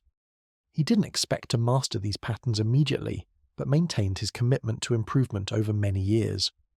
His example shows us that even great philosophers must work continuously to embody their ideals rather than achieving them once and maintaining them effortlessly. This realistic view of personal change provides encouragement for those who feel frustrated by their slow progress or frequent setbacks. The path of wisdom is not a straight line of constant improvement, but rather a general direction maintained through many ups and downs. We can expect to forget our principles sometimes, react emotionally when we intended to remain calm, and fall back into old patterns even after periods of apparent progress. These temporary setbacks are not failures but natural parts of the learning process. Each time we notice ourselves slipping back into unhelpful patterns, we have an opportunity to practice applying our philosophical tools. Each moment of reactivity can become a moment of conscious choice about how we want to respond. Each experience of anxiety or overthinking can become a chance to exercise the muscles of acceptance and redirection. The cumulative effect of this practice, maintained over months and years, is a gradual but genuine transformation in our capacity for peace and wisdom. We become less reactive to circumstances we cannot control, more skillful at directing our energy toward what we can influence, and more accepting of the natural uncertainties and imperfections that characterize human life. This transformation doesn't eliminate all difficulties or guarantee constant happiness, but it provides a stable foundation for navigating whatever life presents. Epictetus taught that this stability comes from aligning ourselves with the fundamental nature of reality, rather than fighting against it. Reality includes change, uncertainty, loss, and imperfection as basic features rather than problems to be solved. When we accept these conditions as natural, rather than viewing them as obstacles to our well-being, we can respond more skillfully and suffer less unnecessarily. This acceptance of reality's basic conditions also extends to our relationships with other people, which are often sources of significant anxiety and overthinking. We cannot feel or behave, but we control how others think, often exhaust ourselves trying to manage their responses to us. We monitor their moods, adjust our behavior to gain their approval, and worry about their judgments and decisions. This approach creates a kind of emotional dependency that leaves us vulnerable to others' whims and changes. The Stoic alternative involves treating others with kindness and respect, while accepting that their responses are their own responsibility. We can offer support without demanding that it be accepted. We can express our thoughts honestly, without requiring that others agree with us. We can love deeply without needing that love to be returned in specific ways. This approach actually improves relationships by removing the pressure and manipulation that often damage them. When we stop trying to control others' responses, we often discover that our relationships become more authentic and satisfying. People appreciate genuineness over strategic behavior. They respond positively to those who seem comfortable with themselves rather than constantly seeking validation. The paradox is that when we need less from others, we often receive more, because we're approaching relationships from a position of strength rather than neediness. This principle applies even to our most intimate relationships, where the temptation to control outcomes can be strongest. The parent who tries to manage their child's every choice often creates more problems than they solve. The partner who attempts to control their spouse's behavior usually damages the trust and respect that healthy relationships require. The friend who monitors others' responses constantly may drive away the very people they are trying to please. Seneca explored this dynamic in his relationships with the emperors he served, learning to speak truthfully and act with integrity, while accepting that the emperor's response was entirely outside his control. This approach required considerable courage, but it also provided a kind of freedom that people-pleasing never could. He could rest easy knowing he had done his best, regardless of whether control over others' responses also addresses his efforts were appreciated or rewarded. The practice of releasing one of the most painful aspects of human relationships, the inevitable experience of loss and separation. People change, relationships evolve, and eventually everyone we love will be separated from us by death, if not by other circumstances. The anxious mind often tries to prevent these losses by clinging tightly to relationships, but this clinging often creates the very distance and conflict it's trying to avoid. The Stoic approach involves loving fully while holding lightly, engaging deeply with relationships while accepting their temporary nature. This doesn't mean becoming detached or indifferent, but rather appreciating what we have while we have it without demanding that it remain unchanged forever. When we accept the impermanent nature of all relationships, we can love more freely because we're not constantly trying to make permanent what is naturally temporary. This acceptance of impermanence in relationships parallels the broader Stoic teaching about the temporary nature of all external conditions. Our health, wealth, social status, living situations, and even our own lives are borrowed rather than owned. They come to us for a time, and eventually they move on to others or simply cease to exist.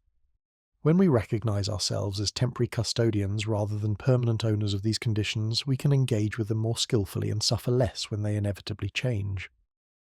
Marcus Aurelius regularly reminded himself of this truth, contemplating the temporary nature of his reign as emperor, his relationships with family and friends, and his own physical existence. This practice wasn't morbid or depressing, but rather liberating, freeing him from the desperate clinging that often makes life feel heavy and anxious. When we know that nothing lasts forever, we can appreciate what we have more fully and worry about it less frantically. This perspective on impermanence also illuminates why the Stoic emphasis on virtue and character development is so practical. External conditions come and go, but the qualities we develop within ourselves remain available regardless of circumstances. The patience we cultivate while dealing with traffic jams serves us when facing major life crises. The honesty we practice in small daily interactions prepares us for moments when integrity requires real courage. The acceptance we develop through minor disappointments helps us handle significant losses with grace. These inequalities become a kind of portable wealth that cannot be stolen, lost, or destroyed by external events. The person who has developed genuine confidence doesn't lose it when criticized. The individual who has cultivated compassion continues to care for others, even when that care isn't reciprocated. The mind that has learned to find peace through acceptance maintains that peace even when circumstances become challenging. This internal wealth also provides security in a way that external achievements cannot. Financial wealth can be lost through market crashes or poor decisions. Physical beauty fades with age. Social status can disappear overnight through scandal or changing circumstances. But wisdom, courage, justice, and self-discipline tend to strengthen with use rather than diminishing.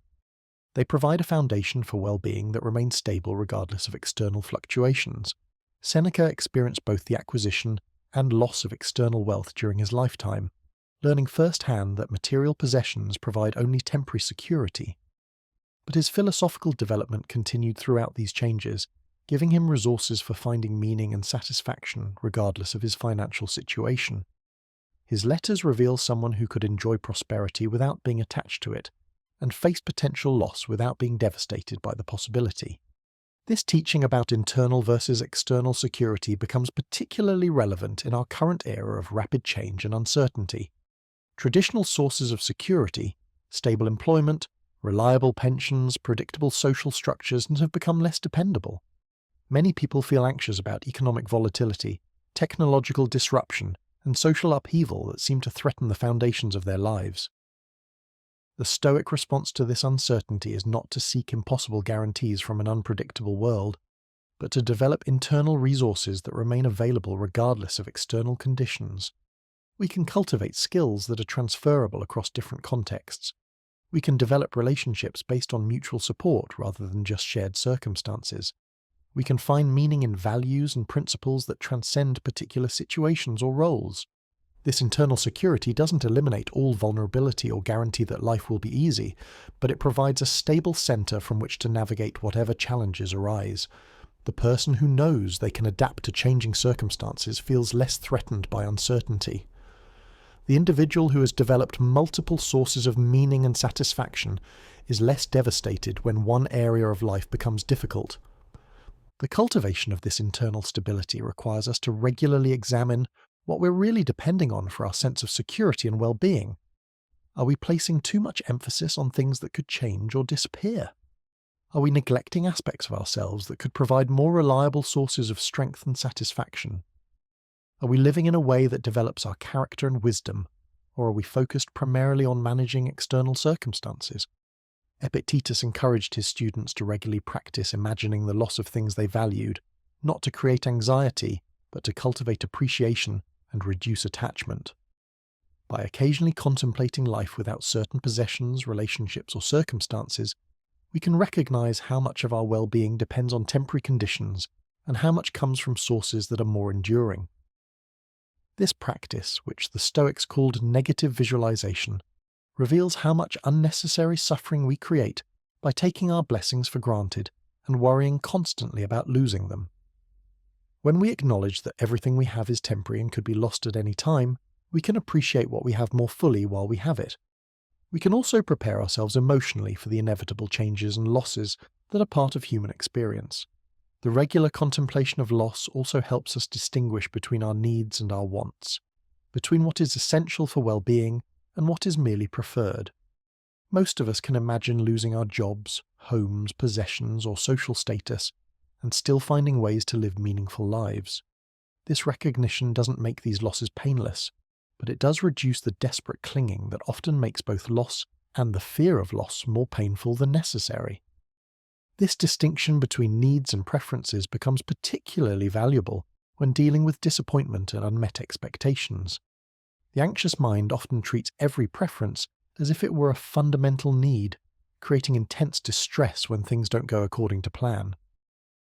But when we recognize the difference between what we truly need for well-being and what we simply prefer, we can hold our preferences lightly while still working toward what we want. The student who strongly prefers to get into a particular college can work hard toward that goal, while accepting that their well-being doesn't ultimately depend on being accepted.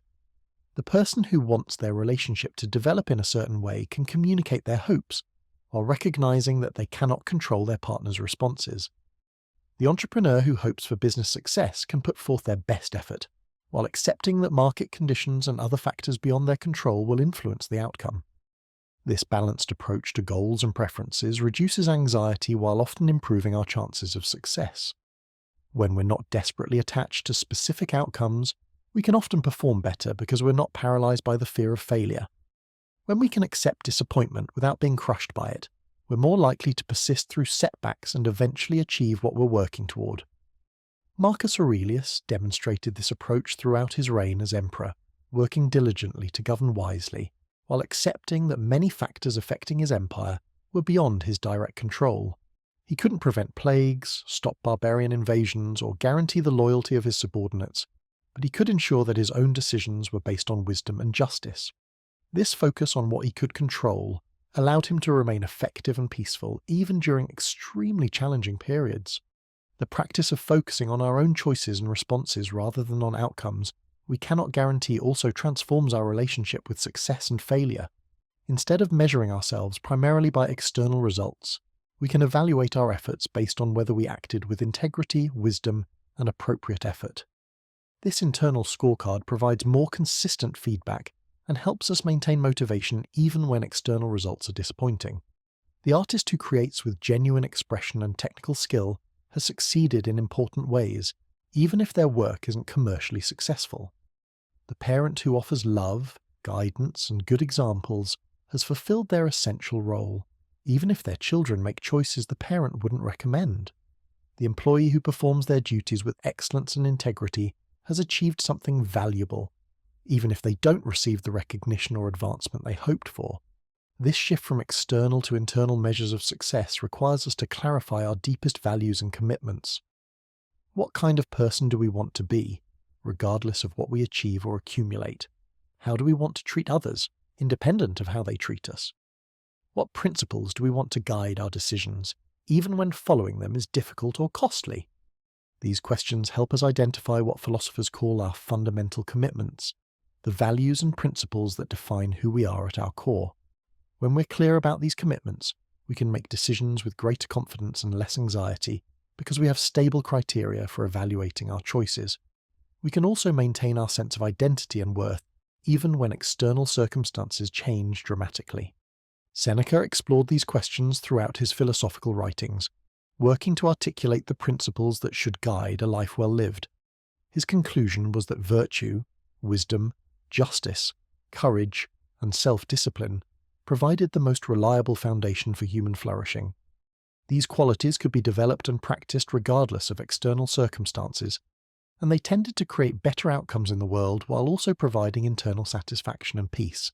The emphasis on virtue as the foundation of a good life addresses one of the persistent sources of modern anxiety, the question of whether we're living meaningful lives. In a world with countless options and opportunities, many people struggle with uncertainty about their purpose and direction. They worry about whether they're making the right choices, pursuing the right goals, or developing in the right ways. The Stoic answer is that meaning comes not from achieving particular external outcomes, but from the quality of our engagement with whatever circumstances we encounter. The teacher finds meaning in sharing knowledge and supporting students' growth, regardless of whether all students appreciate their efforts. The healthcare worker finds purpose in caring for patients' well-being, even when some patients don't recover. The parent discovers significance in nurturing their children's development, despite not being able to control how those children turn out. This understanding of meaning as arising from the process of living well rather than from achieving specific results provides stability in an uncertain world. We don't need to know exactly where our efforts will lead to find purpose in making those efforts with integrity and care. We don't need guarantees about outcomes to commit ourselves fully to activities that express our deepest values. This process-oriented approach to meaning also addresses the modern tendency to constantly question whether we're in the right career, relationship, or living situation. While thoughtful evaluation of our circumstances is certainly valuable, the anxious mind can become trapped in endless analysis that prevents us from fully engaging with whatever situation we find ourselves in. The person who spends all their energy wondering if they should change careers may miss opportunities to find fulfillment and growth in their current position. The individual constantly questioning their relationship may create distance and dissatisfaction that undermines the very connection they're evaluating. The Stoics suggest that we can often find more satisfaction by fully engaging with our present circumstances, while remaining open to change when it genuinely serves our well-being. The job that seems boring might reveal unexpected dimensions when approached with curiosity and excellence. The relationship that feels stagnant might deepen when we bring our full presence and authentic care to it. The living situation that appears limiting might offer opportunities for growth that we haven't yet recognized. This doesn't mean settling for genuinely harmful or inappropriate situations, but rather distinguishing between circumstances that require change and those that simply require a different kind of engagement. Often, what we interpret as external problems are actually internal opportunities for developing patience, creativity, compassion, or other valuable qualities. Epictetus understood this principle intimately, having found profound meaning and purpose even while living in slavery. His external circumstances were severely constrained, yet he discovered that his internal freedom remained intact. He could still choose his thoughts, develop his character, and eventually share wisdom with others. His example demonstrates that meaning and fulfillment are possible even in situations that seem to offer little opportunity for conventional success or happiness. This teaching becomes particularly relevant when dealing with periods of transition or uncertainty about the future. The recent graduate who doesn't know what career to pursue, the person going through divorce who must rebuild their life, the individual facing retirement who wonders about their continued purpose. These transitions can create significant anxiety when we focus primarily on finding the right path forward. But the Stoic approach suggests that there may not be one correct path, but rather many possibilities for living meaningfully. The key is not to find the perfect situation, but to bring our best qualities to whatever situation we choose. The career counsellor and the artist, the married person and the single individual, the city dweller and the rural resident, can all discover purpose and satisfaction when they align their actions with their deepest values. This perspective reduces the pressure to make perfect decisions and allows us to commit more fully to the paths we choose. When we recognize that meaning comes from how we engage rather than from what we achieve, we can invest ourselves wholeheartedly in our current direction, while remaining open to course corrections based on what we learn along the way. Marcus Aurelius demonstrated this principle throughout his unexpected path from philosopher to emperor. He had not sought political power, and might have preferred a life devoted entirely to philosophical study. Yet when circumstances placed imperial responsibilities in his hands, he committed himself fully to governing wisely and justly. He found meaning not in the role he might have preferred, but in fulfilling the role that life had given him with integrity and skill. The practice of finding meaning through engagement rather than through outcomes also transforms our relationship with daily routines and mundane tasks. The anxious mind often sees ordinary activities as obstacles to more important or fulfilling pursuits. We rush through household chores to get to more interesting activities, treat routine work tasks as drudgery to be endured, and view daily maintenance of our health and relationships as burdens that prevent us from pursuing our real goals. But the Stoics discovered that every activity offers opportunities for practicing virtue and developing character. The way we handle small responsibilities reflects and shapes the way we approach larger challenges. The patience we develop while stuck in traffic serves us when facing major life difficulties. The attention we bring to routine conversations deepens our capacity for meaningful relationships. The care we take with mundane tasks builds the excellence that we bring to more significant endeavours. And so, dear listeners, as these ancient voices fade into the gentle quiet of night, remember that you carry within you everything needed for peace. The Stoics have shown us that tranquility is not found in controlling the uncontrollable, but in embracing what lies within our power. Your thoughts, your responses, your character. These remain yours, always. Tomorrow will bring its own challenges, its own opportunities to practice what we've explored tonight. When anxiety whispers, recall the garden metaphor. When overthinking spirals, return to the present moment. When circumstances feel overwhelming, remember that you are not your situation, but how you choose to meet it. May these timeless teachings settle into your consciousness like snow falling softly on still ground, bringing you the rest you seek and the wisdom you deserve.